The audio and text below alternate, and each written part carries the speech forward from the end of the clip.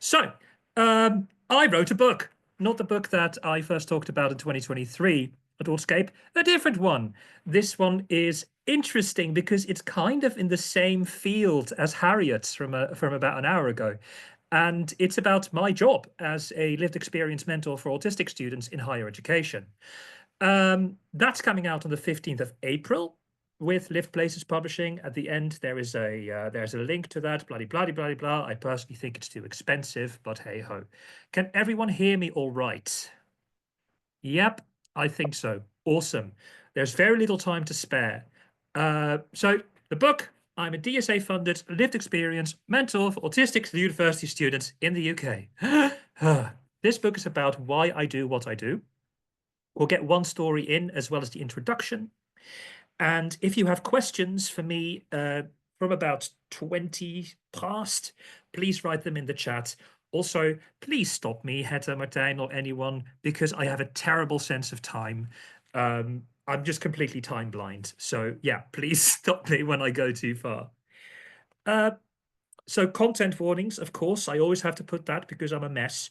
Mentioned of bad mental health, ableism, loneliness, exclusion and bullying, trauma, emotional and physical self-harm, mention of sexism, misogyny, homophobia, transphobia, interpersonal and institutional ableism, racism, classism, neurochauvinism and bigotry of all sorts, frequent use of strong language throughout, and presence of a bat in the top left of Jorik screen. Not today, because I was actually expecting to do this upstairs, but Luke is there now playing like shooty bang bang games, and there is a bat hanging from the ceiling. His name is Basil. But he's not here today. Instead, you have a look at my completely shambolic bookshelves. So that's me. So if you want to click along, you can read along with me.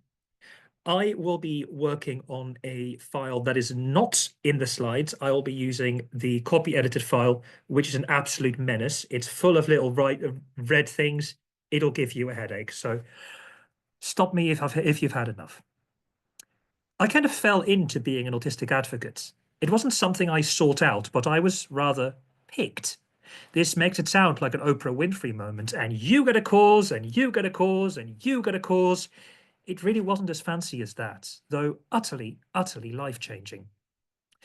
I was at an Autism Oxford event in early 2018, purportedly doing some continued professional development, which is how I explained it to my line manager. But really doing research for my own autistic novel I'd started 18 months before. That book had already changed my life before I'd even finished it, allowing me to think of myself as part of a wider movement, pretty much for the first time. I never thought I had community, especially since I had a track record of failed attempts to find one, as best described by US comedian Maria Bamford as the Burning Bridges Tour. I met the man who's now my partner and a significant number of people committed to what I was trying to do. A few weeks before this conference, I left a form of therapy I'd been expected to complete, consequent to a misdiagnosis of personality disorder. In this NHS group therapy course, we were expected to mentalize. Now, mentalization is a psychological term for gaining an awareness of the feelings we are feeling and the sensations our bodies undergo. This course had a different view of mentalization. If you experience overwhelming emotions, you need to stop yourself, figure out what you're feeling, assess the emotion, change it, and go on your merry way. Naturally, it was not going to work. We were supposed to modify our emotions at will. Autistic meltdowns occur because of a surfeit of emotions and sensory information. That's why they're meltdowns. They're a loss of control. When I pointed that out to the therapist in a group session, he started shouting at me. I have a terrible talent for making people show their true colors to me, which is a blessing and a curse. The speaker at the conference was Tony Atwood, a well-known British-Australian researcher and practitioner in autism spectrum conditions. Like other non-autistic researchers in the field who've been around for a long time, he is not uncontroversial or unproblematic, but he's always been kind to me. This is where his kindness started. When I asked my question about the therapeutic barrier imposed on autistic people, he was actually a bit upset on my behalf and said that I should never have had to experience this. Quite accidentally, or not, a member of staff from a nearby NHS trust left me a message if I was interested in coming in for a conversation. That conversation turned into a job, which turned into running an autistic experience group, which I did alongside being a teacher and a personal tutor, until early 2020, when COVID and national politics came together to stamp out the groups and our plans to improve autistic people's lives. I made a lot of friends through my work and connected with a ton of autistic activists, some of whom are here. Blame them if you don't like what you read in this book. I jest, of course. Anything in this book is me, as a mentor, thinking through my own practice, making a few jokes, and allowing you to connect with this job, with this work, how it has revolutionary potential, and what it says about the way autistic people can find connections and self-organization. In 2021, I and Luke had decided to move to Bath. I just started as an activist and knew that I was going to be good in this field. I had recently been let go at the NHS. The money was gone. I found that there were severe problems with the way the NHS trust had been going and the basic level of basic ableism against neurodivergent people. I have plenty of stories. I'm not going to tell them here. You can find more of those in the dissertation of my friend Joe Minchin, who is somewhere around here, member of the National Autistic Task Force. I asked Jo how she was getting on with the transcription of my interview. She said, "I'm getting on great. It's been a 3 fucks and a cunt day." I'm a very sweary boy when I am upset. So I started, and I work from the perspective that autistic people's experience of the world is correct. That's already pretty huge.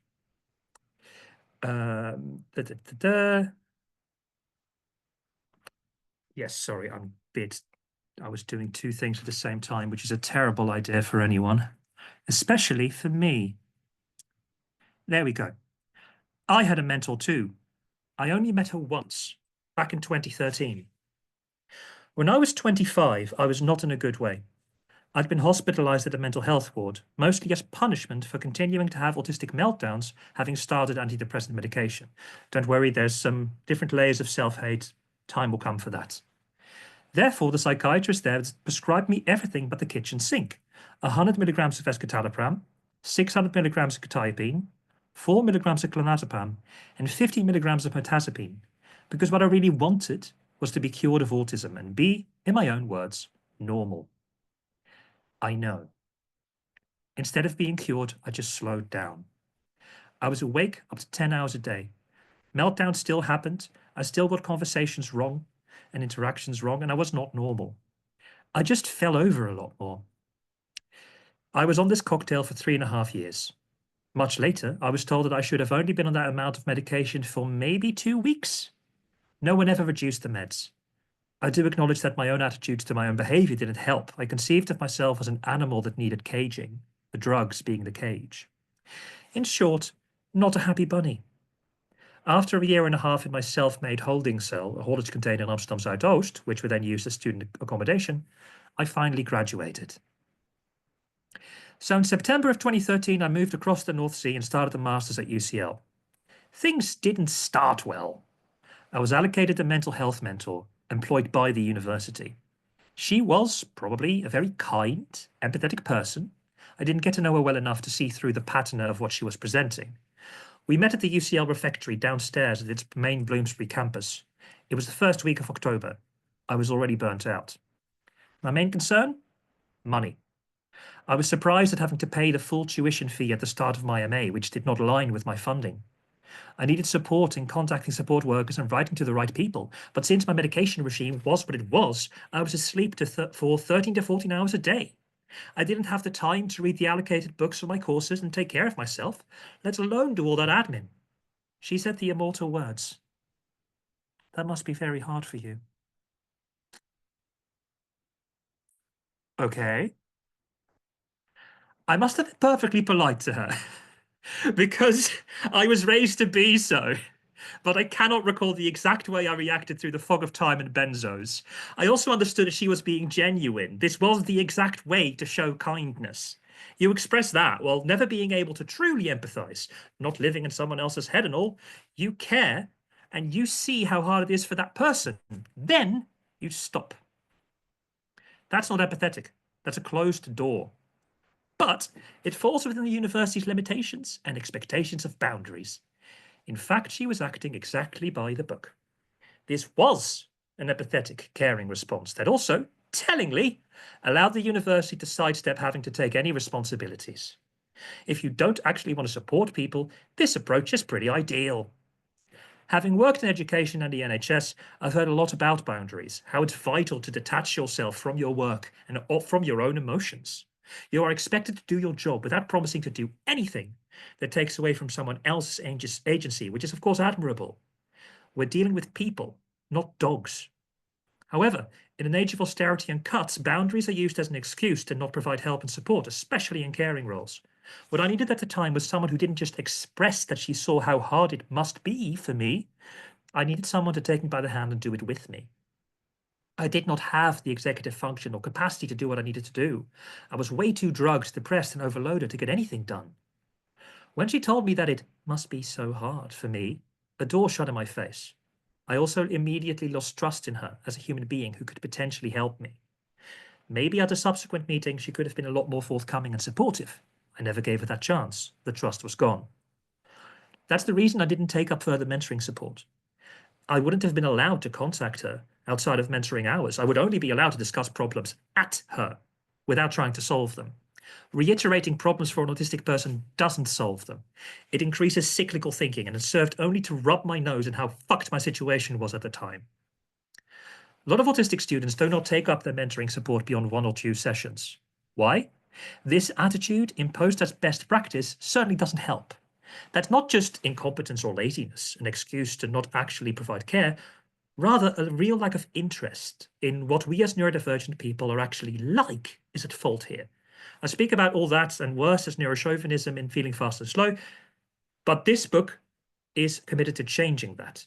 Boundaries, or what we believe to be boundaries, need reconsidering, reinterpreting, and re-engaging with for the benefit of the student. As you will see, each of my case studies shows my complicated engagement with the concept of boundaries. We, as lived experience mentors, have a very difficult path to tread. So I could either sit by or do what I do best, make trouble. This book is me making trouble. Let's break some boundaries. That is the first bit, and now I am going to show you the slide for the second bit, and that is about Adam. This is about joy. Joy in gender, joy in authenticity, joy in art, and joy in fighting the good fight. Here we go. When I meet a new mentee, I always say that I'm autistic and that I'm gay and that my pronouns are he, him, sometimes they, them. I share my autistic access needs. Share my access needs. I probably got Tourette's, and I swear a lot, including tonight, at you, into your internet. I apologize. I will probably not look them in the eye either. In short, I will be unmasking in front of that student. I don't expect them to do the same, but neither do I require them to mask their autism for my benefit. I empathize through jokes and humor. I always try to make someone laugh. I don't hide my own politics or the people I share my life with. When a student has an immediate problem, I'm there to help solve it. That's what I do. I will step in and be proactive. Many struggle with dyslexia and executive function, so often we start by simply reading the student's emails. When I started mentoring, my first 2 mentees were at the university local to me. The company I was working with sent me 2 names and genders, one a girl, one a boy. That's it. I sent emails to say hello and book an initial meeting. The first email I got back was a bit of a shock. The student's name wasn't the girl's name I'd been given, but one they changed via deed poll. Nor was their changed gender identity handled appropriately. This was not their last name change either. For continuity, let's call him Adam. I'm an autistic activist. I know tons of trans and non-binary people. Whoa. And I'm lucky to call my friends. I'm as much a queer activist as a neurodivergent one. Therefore, I knew my way around the situation. We booked a Zoom meeting where we discussed the name change, and the student, accompanied by their mother, told me their frustration that I was told their dead name rather than their actual name. I said, I'm sorry, I didn't know. Let's get it sorted. And I started drafting an email to the mentoring company as well as the student's university, which was still using their dead name for their email address. Importantly, I didn't apologize for the request to get it changed. I took it as a matter of course that name changes could and should be instituted with immediate effect. Had I been more apologetic, we might not have been as successful. During this first meeting, I was told about the other mentor Adam had met the day before me. She had not been transphobic to them, but in a fashion, to me. She'd seen my name and asked, gosh, what an odd name. Is that a man or a woman? My student did not get a good vibe, and has to this date never rebooked a meeting with her. That initial meeting, vital as it is all about trust. By the way, as much as of a Gen Z thing as it appears to be, that using the word vibe to describe an intuitive sensation, I think it's highly useful. The word vibe expresses the intuitive basis to most of our decision making, an intuition that I personally had learned to distrust. When I was at Sussex for my year abroad, I was taking courses in drama in order to put my own traumatic experience at drama school into perspective. I asked a visiting practitioner, a set designer, about her process. She said that she researches deeply and communicates with the other people on the production team, but ultimately her decision came from her gut.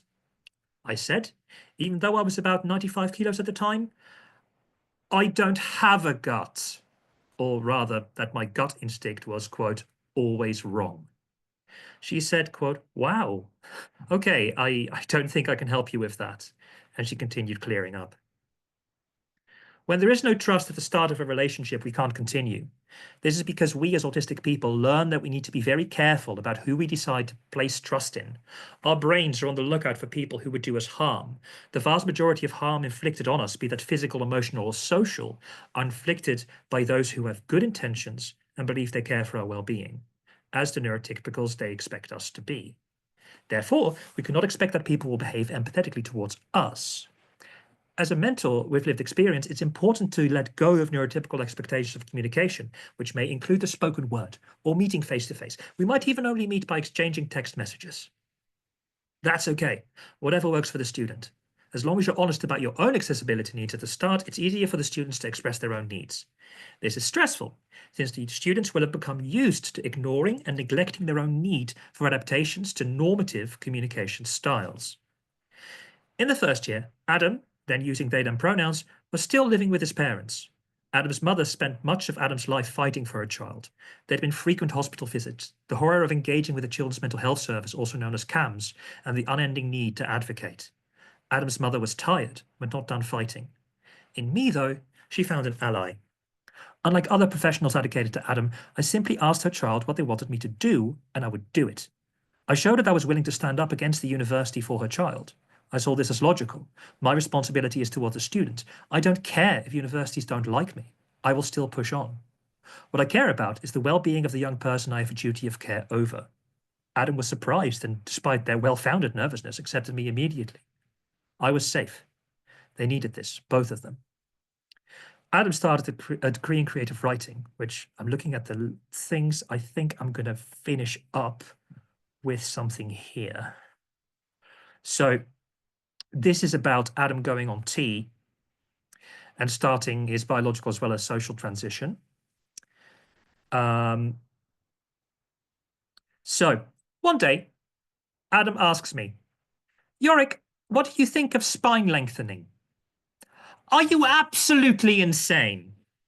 Why change here? Well, because unlike trans healthcare, spine lengthening is pseudoscientific and dangerous, potentially causing severe problems in later life. Besides, the T would make him grow a little taller. The T stands for testosterone. His mental health would be improving, making him stand up straighter.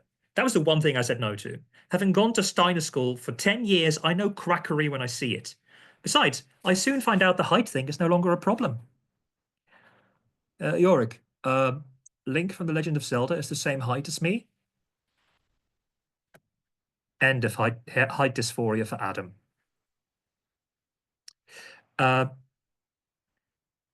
So before one autistic wellbeing group that I run, we decided that we all bring something that relates to our current special interest. Of course, Adam brought a book about The Legend of Zelda. What do you bring, Jorik?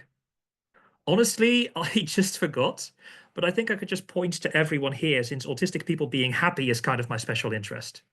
Wait, so your special interest is the friends you made along the way? I cried laughing. And I'll go to the slides again. Jorik, you've now used 20 minutes. I am finally on time. Oh my God, what's happening to me? I was able to time myself appropriately for the first and final time. Yeah. So you've got 10 minutes to wrap up and take questions. Please, questions. There is a lot more stories. This is just a bit of one of 13 stories. The introduction is a lot longer, and at the end of the book, there are, God, I think about 18 Q&A questions where I go through some important questions. So, for instance, one of them is, "Hey, why are you excluding me?" In 2023, I was invited to a meetup for mentors at a university near me, and I just signed the contract for this book. I just signed the contract for this book, and I said it's specifically about being a lived experience mentor. I was for like I know what it is like, but I'm never very good at it. I was again the only gay in the village, as it were. I was the only actually autistic person there. Everyone else who was mentoring autistic students was neurotypical. And I was asked, "What's the book you've just signed?" And I said, "Well, I'm going to write a book about being a lived experience mentor." And I got a complaint because by saying that, I was saying that having lived experience is better than not having lived experience as an autistic mentor, and that I was criticizing their capacity to do their job. I'm kind of, yeah, yeah, I am. Because the best people to guide you through something like university are people with that lived experience who've been there, who can feel that. There are stories in this book about students who have experienced very severe pain and trauma. And because I have two, I was able to pick up on behavior that specialists would have dismissed as just being difficult, malingering, whatever. So yeah, that's less funny, but I look forward to your questions, basically.